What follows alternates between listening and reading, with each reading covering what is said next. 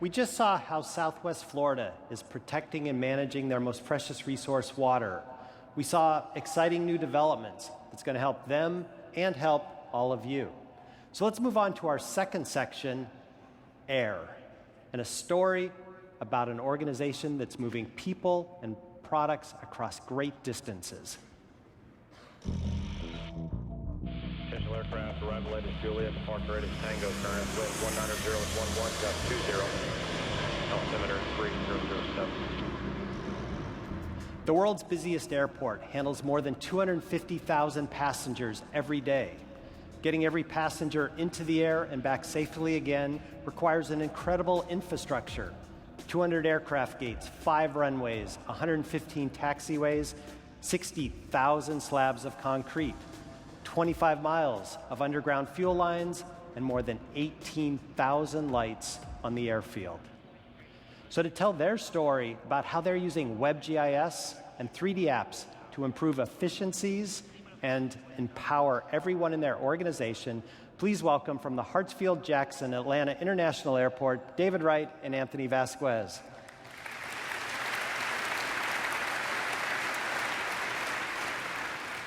Now, before you guys get started, I want to share with you a little bit of encouragement. Some people think that getting up in front of all these people is scary. It's really not. This crowd is friendly. Friendlier. If you want scary, think about an airport that's not enabled with GIS and the angry crowd that gets the message that their flight is now delayed. And so, without further delay, David. Thanks, John. At Hartsfield-Jackson Atlanta International Airport, operational efficiency, customer service, and safety is our top priority. WebGIS has transformed our team from map makers to solution providers, allowing us to be agile, responsive, meeting the needs of a 24/7 workforce. Let's go on a behind-the-scenes tour of our airport. Our day starts with the GIS team replicating data on-premise and in the cloud, ensuring business continuity.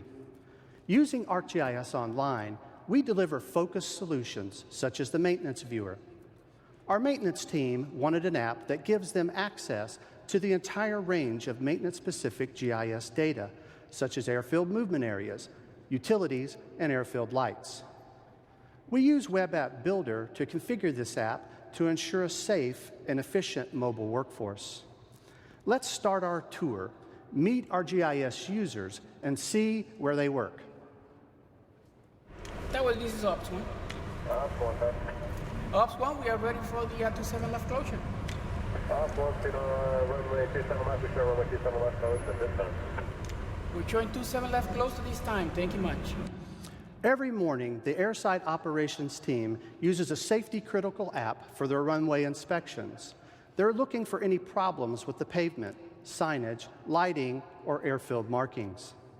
Collector for ArcGIS allows Jose, Phil, and the rest of the airside ops team to take this mobile app into the field to capture any runway problems.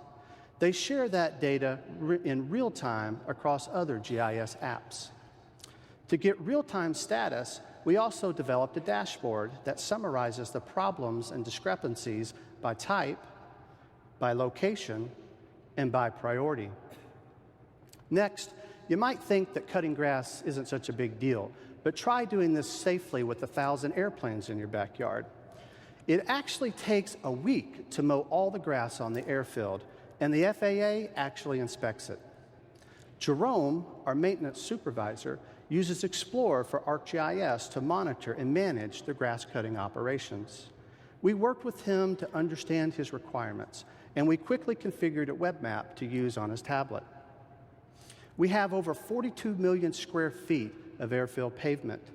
The management of pavement quality is an ongoing process. This app enables the pavement management engineering staff to better track, analyze, and budget for repair or replacement of concrete slabs. Our team provides GPS-based, high-accuracy field data collection tools. Using Collector with a survey-grade device, such as the Leica Xeno 20, we are able to bring our high-accuracy workflows completely into ArcGIS Online. Anthony, our GIS analyst, will continue our behind-the-scenes tour. Wildlife encroachment on the airfield is a serious concern. Jeff in Airside Ops uses ArcGIS Online to see the concentration of wildlife strikes. By adding the locations of our mobile bird cannons, which we use to scare away the animals, we're able to improve safety. Early one morning, our deputy general manager noticed a lot of our streetlights were out. We configured a collector app for Rick and the Landside Ops team, and they're working with maintenance to address the issue. They discovered that someone was actually stealing the copper wire. We now know the extent of the problem and how to resolve it. Chief Cole, our fire inspector, is responsible for the inspection of over 7 million square feet. With limited staff, he wanted to prioritize the areas to be inspected. He was using a spreadsheet and wanted a map, but we gave him a web map, and he was using it the next day. Our web GIS isn't just for airport staff, it's also for contractors. To increase customer satisfaction, we had contractors install free Wi-Fi and iBeacons. We shared our floor plans in ArcGIS Online so they could accurately place the access points. They were blown away by how fast we were able to provide our data on their mobile devices. To help passengers navigate the airport, we're also working with GIS Inc. to develop interior wayfinding and routing. This dashboard provides metrics, and as participation increases, we'll be able to analyze traffic and flow patterns. Back to you, David. And the beauty of our web apps, we didn't have to write a single line of code. Now let's move to the desktop, where our GIS coordinator, Brian Herron, has unleashed the 3D capabilities of ArcGIS Pro. Managing a complex airport requires not only a wealth of data and apps, but also a comprehensive understanding of three-dimensional space. This is evident when we look at our flight approach and departure surfaces for each runway. These surfaces define the maximum height for trees, buildings, and other obstacles. Take a look at runway 8 left. We recently encountered a challenge with the trees in this area.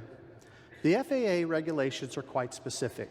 If the trees intersect this 3D surface, they must be trimmed, or worst case, the runway might be closed. To better understand the situation, we'll use our 3D capabilities. On the edge of the runway, we can see the approach surface extending upward. We can clearly see that the trees penetrate this airspace. The next question, how many trees are affected, and what will it take to mitigate the problem? To answer this question, we'll run a geoprocessing tool to intersect the trees with our approach surface, splitting the trees into two parts. Those below the surface and those that extend above.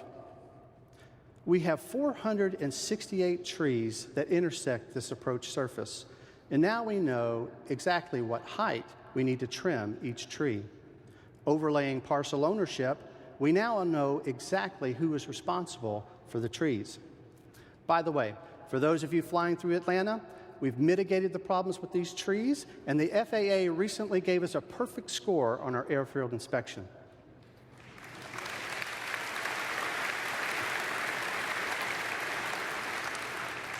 The success of this project inspired us to reimagine the entirety of our airport in 3D. This doesn't have to be limited to airports. 3D is for us all. Here's how we did it.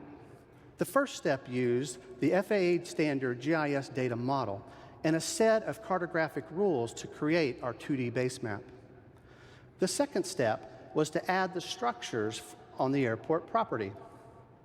We did this using Pictometry's 3D models for our tower, terminals, and concourses. And now you can begin to see the vivid level of detail, including our gates and our planes. The third step was to use procedural rules to render the other assets like signs and lights. Let's take a quick flight over to Taxiway Hotel and check out the signs. These were constructed from points and attributes in the database and rendered with a 3D rule.